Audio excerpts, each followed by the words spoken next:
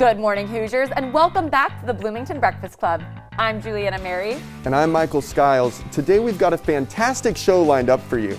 For starters, we've got Sophie Wang, co-founder of Connection is Power, joining us in the studio today. And stick with us for the debut of our new segment, BTown Buzz, where we give you a heads up on what events are happening this week. Grab your cup of coffee, Hoosiers. It's going to be a great morning.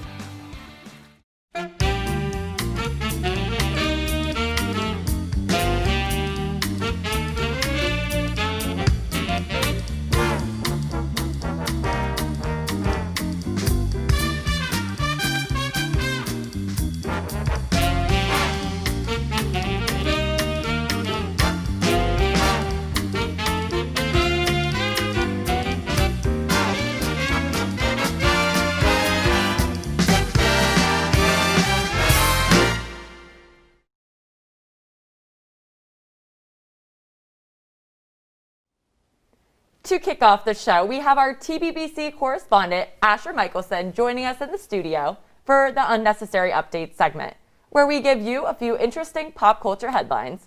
Asher, thanks for being with us. Thanks for having me again, everyone. Of course. So now that it is officially October, it is impossible to ignore the very necessary election updates in today's news cycle.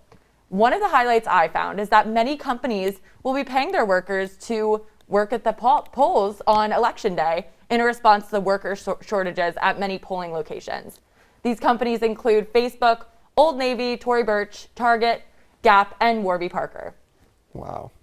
Well, you know, we're living in such a time where everybody's like, vote, vote, vote. You know, you really need stuff like that happening. You need other people joining in, other companies joining in and offering their, workforce as a means to make sure that, we have a good election this year. So I think that's great, I will say these glasses are Warby Parker.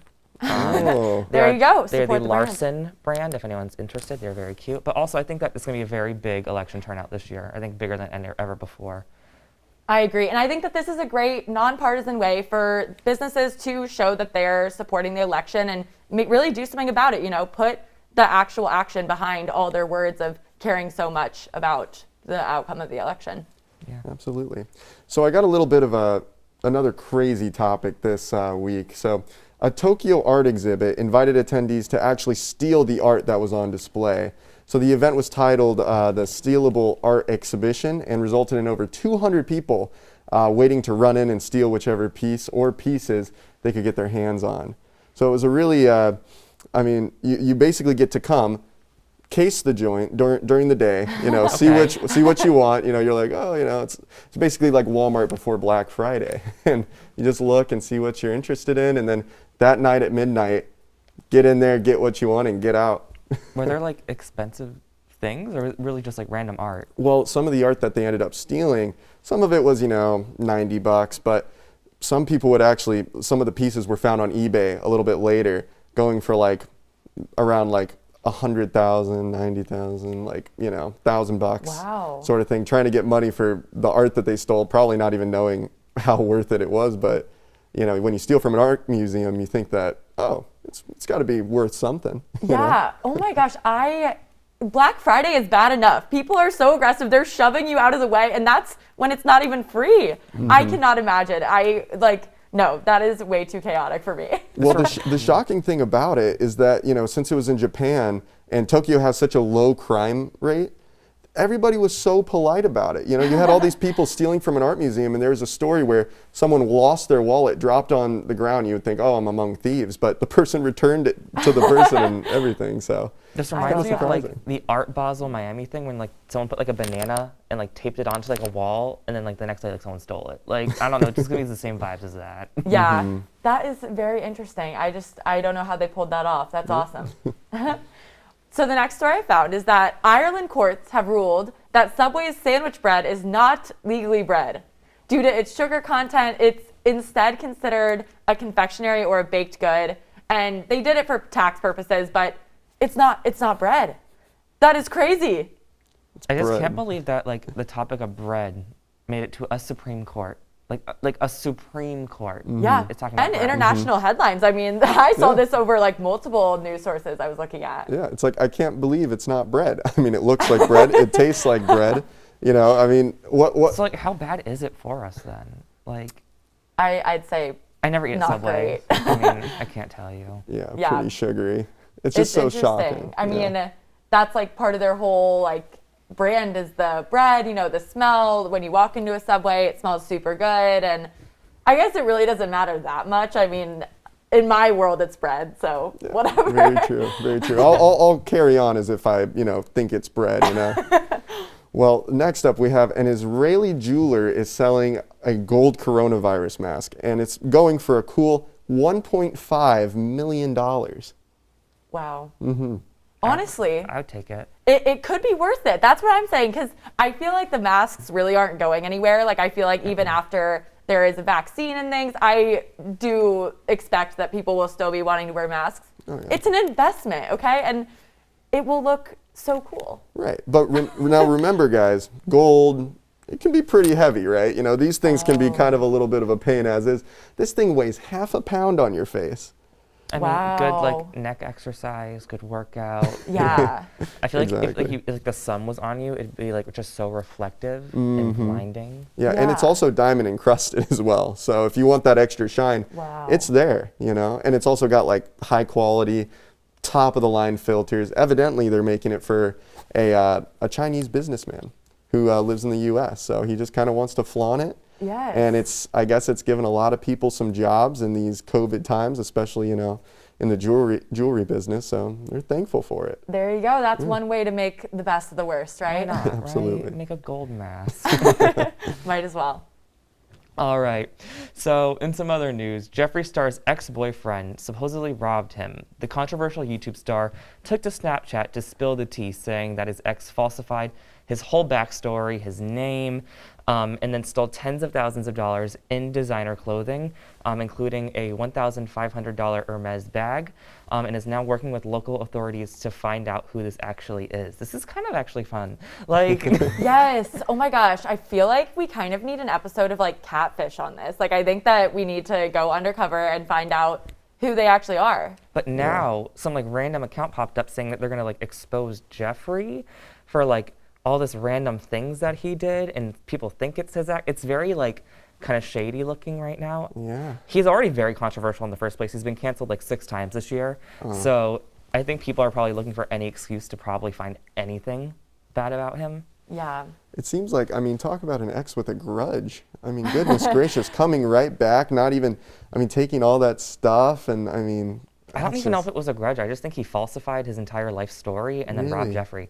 So Yeah. I honestly sympathize with celebrities who have to go about dating people, because you just cannot trust anybody in today's world, especially if they're trying to date someone who's not another celebrity. Like, they just don't understand, and you don't know their true intentions. Like, honestly, I hope that this works out for him, because I feel really bad. That really is just such a terrible thing from someone that he clearly cared about. right, and people are saying like, oh, he can just rebuy his stuff, but I think it's like the principle behind it all. Nobody likes to get robbed. Yeah. In the end, Then again, though, terrible. he'll bounce back. He's going to be just fine. For sure. All right, next up, Asher hits the streets of Bloomington to ask Hoosiers what they think of these pop culture headlines. Let's take a look. Hey Hoosiers, TBBC correspondent Asher Michelson here, back with another week's segment of Asher Asks. Today we got some pretty cool topics to talk about, and we're in front of the beautiful Sample Gates. Let's see what people think. In the news recently, the Supreme Court in Ireland said that Subway's bread is not actually bread. Do you consider Subway's bread bread? To be honest with you, I'm not a big fan of bread. The only bread I really like is Panera's bread. So, Panera all day. Yeah, no, I would not eat at Subway. Same. I haven't had Subway since I came here, so I'm just gonna stop now, I guess. No, and I do not eat at Subway. Why don't you eat at Subway? Because I like Jimmy John's better. No, I think I'd still eat at Subway. Yeah, I mean, would too. Looks like bread. Jeffree Star's ex-boyfriend just stole hundreds of thousands of worth of his Louis Vuitton or Hermes bags, and they actually don't know what his real identity actually is. Do you have any reactions to this? I used to watch Jeffree Star, so like I was a really big fan of him, like together, but like I can't believe he did that. That's all I'm saying. Well, I just think it's kind of surprising considering he is a basketball player and already has his own money. But I also did see his statement on Instagram that Jeffree Star was just paying him to be his boyfriend so that it proved that he wasn't racist. But then he came out and said that he was racist to him the whole time, so. A Tokyo art exhibit had people intentionally steal the art in the exhibit. Hundreds of thousands of dollars worth of art. Would you ever steal art from an exhibit? If they like told me to, like they told me to steal it, Yeah. sure, why not? The only art I like is music, so no. A person was wearing a 24 karat gold face mask to try and stop the spread of coronavirus. Do you guys think that 24 karat gold would stop the spread? No, I don't think so. Why not? I just think it's just flashy. I mean, it's been proven that just the standard surgical masks reduce the spread. I feel like it'd be kind of heavy. I also lose my mask all the time. Yeah, so then I don't think I'd ever wear it if I had it, because I'd be scared to like lose it. Was it Louis Vuitton? I don't think it was Louis Vuitton, just like straight up gold. Yeah, I would use a gold face mask. That man's balling. If you're balling that hard, I mean, I'd have a gold face mask too. So Hoosiers, Jeffree Star's boyfriend, well, ex-boyfriend, super sketchy. Subway, probably shouldn't eat there. The bread's essentially just sugar.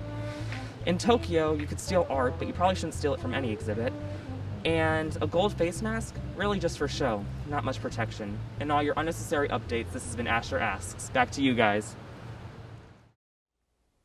Joining us in the studio today, we have Sophie Wang, the co-founder of the Connection is Power movement and the president of Women in Business. Sophie, thank you so much for being here with us today. Oh, thanks for having me. Super excited to be here. It's a little early, but we made it. Yes, definitely. So first, tell us about the Connection is Power movement.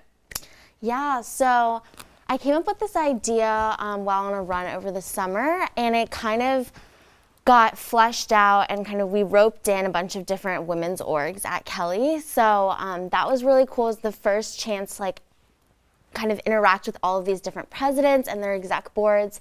We came together and we built it out and essentially decided that we wanted to spark random connection between women of the IU community, that we wanted to allow for self-reflection and expression through writing, kind of with the lens of post-traumatic growth, since there has been kind of a lot of trauma in different ways for different people.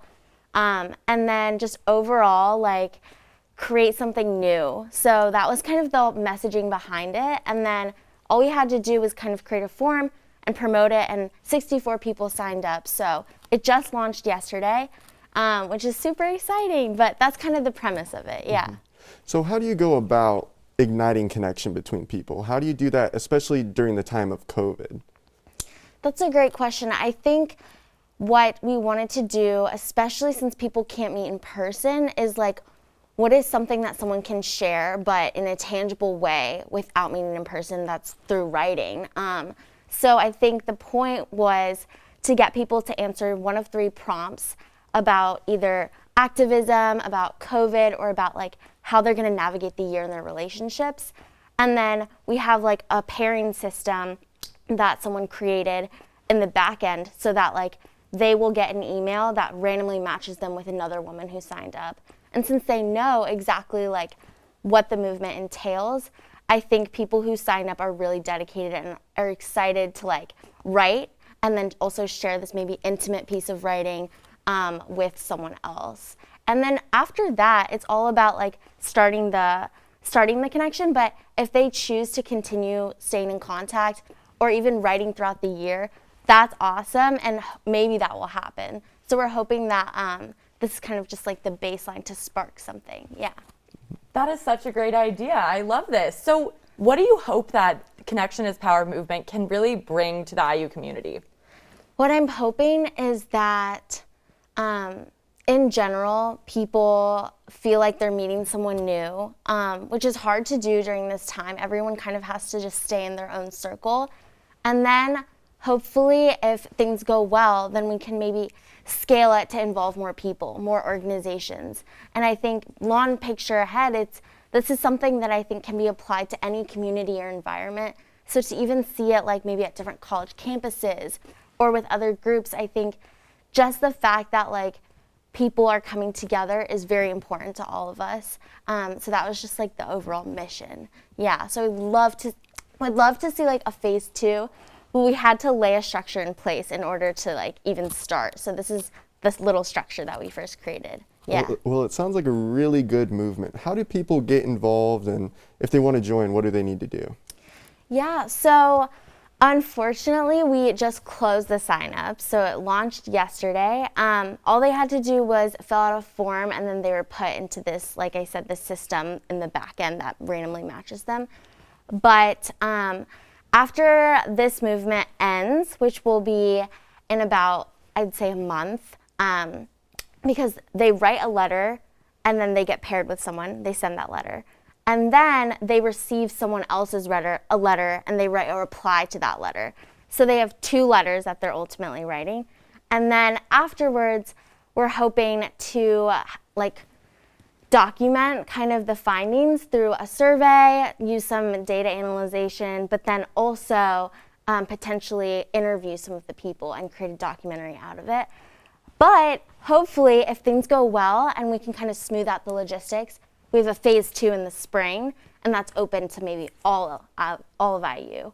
So that's all TBD, but yes, unfortunately, these signups have closed. Yeah. That is so great. Thank you, Sophie, so much for being here and telling us about this movement.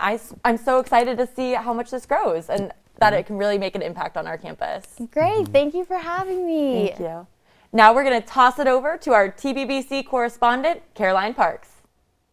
Hey guys, I'm Caroline Parks, and I am so excited to be the host of this year's new segment, BTown Yums with Caroline. Stay tuned to see what type of foodie places I visit this week. Hey guys, welcome back to BTown Yums with Caroline. Today we are trying everything donuts. First stop, Crescent Donuts. Stay tuned.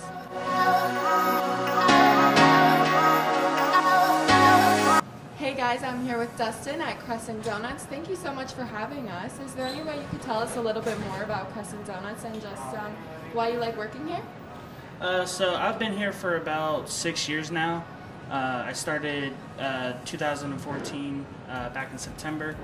I just kind of picked this job up when I was in 8th grade, and it just kind of stayed with it, and haven't really found another job that I really wanted to do. I've kind of been loving selling donuts to customers and helping them ruin their diets. That's amazing. I love that you've been here for so long. Is there a favorite donut you have that you recommend the viewers have to try? My personal favorite's always been the blueberry cake. This year we just started our gourmet donuts, and I've been really hooked on the apple butter cinnamon rolls with cream cheese on with it. Amazing. Well, you guys will have to check it out. Thank you so much for having us. Guys, be sure to come on down and try these donuts. On the next stop of today's donut journey, we are here at Square Donuts. We're going to get an interview in and learn more about the place. Hey guys, we're here with Karen Granger at the brand new opening of Square Donuts. Karen, thank you so much for having us. Could you just tell us a little bit about the new location and why you love working here? So I've actually been working with Square Donuts since I was in high school, which is about 6 years ago, on and off. I have grown up eating Square Donuts, and I was just really excited to be able to work here, and it's been a very consistent and a great experience working with the owners, and they're really excited to have this new location. They weren't sure they were going to open amongst all the craziness that's going on right now, but we're finally here and we're happy to be here. Opened up on Wednesday. They do a blueberry cake donut that I absolutely love. They do specialty cake on the weekends, so we don't always have it, but whenever it comes around, I always get at least 2 or 3 of them. Thank you guys so much for joining us on this week's segment of BTown Yums with Caroline. Be sure to stay tuned to see what we try next week. Although campus and community life around Bloomington looks a bit different these days with the coronavirus regulations in Monroe County, we want to feature some of the safe events going on around town. We are so excited to announce our new segment, BTown Buzz, where Michael and I will be highlighting the events going on around Bloomington to show how you can still have fun safely. We were blown away by how many fun events we found once we started researching. Let's hop right into it. The first event you all need to know about is the IU Outdoors event, Yoga in Dunn Meadow. The group will meet on Friday afternoon to practice beginner-level yoga while staying physically distant. And this Friday night, Union Board Films will be featuring an outdoor screening of the movie Friday at the Conrad Priebus Amphitheater.